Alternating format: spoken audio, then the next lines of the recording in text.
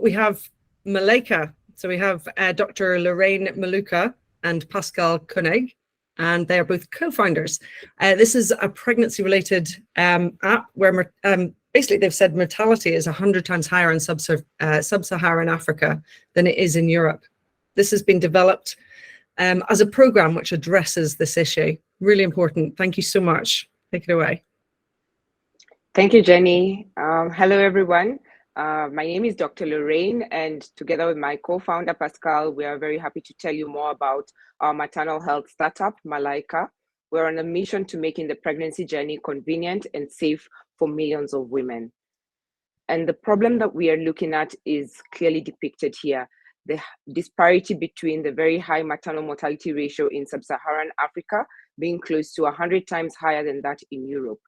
And over the years, as a gynecologist, this is very disheartening to see, knowing that most of these deaths are actually preventable.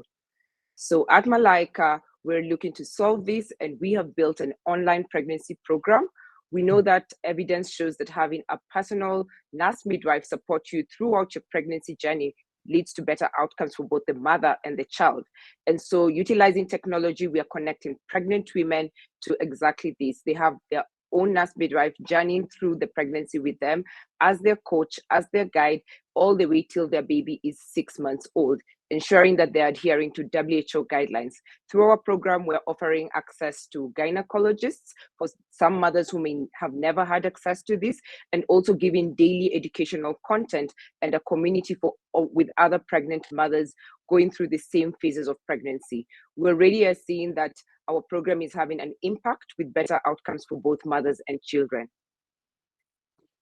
So while the impact is quite clear, the question is, how do you actually make money with that? So what's the business model? And it's a typical B2C2B model, as you often see as is best practice in digital health. So we started on the B2C side. On the left side, you see the revenue traction. We currently have 450 paying pregnant women in our program.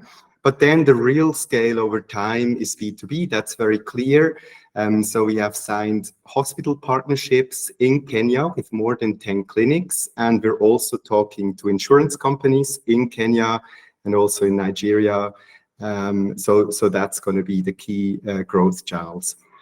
The market is massive. So pregnancy related in Africa is a big market. Kenya itself, our initial target market is more than 1 billion USD.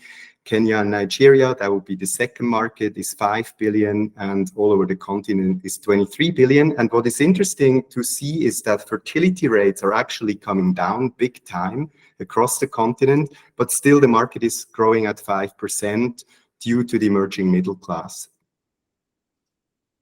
And this is our team of co-founders, myself with over 10 years experience in health tech startups, and Pascal, who has built 3 different startups over the last 20 years. The last one, a femtech with more than 10 million US dollars ARR.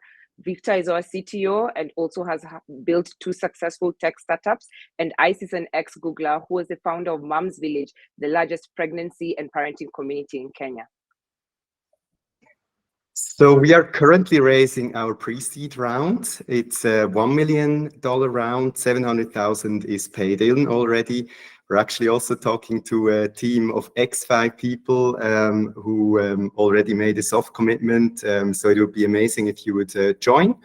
And what we're going to do with that is get to 100,000 ARR and positive unit economics. It's very clear in this market that unit economics is crucial.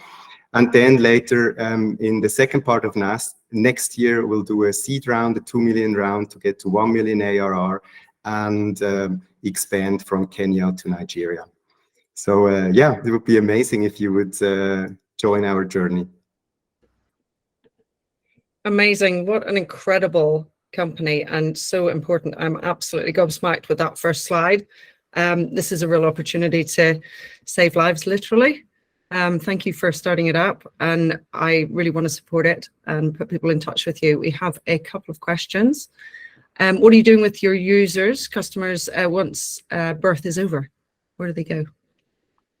Yes, so we actually follow them all the way through till the baby is Usually we've been doing this for 2 months, but this quarter we actually increased this to 6 months, up till the baby is 6 months old.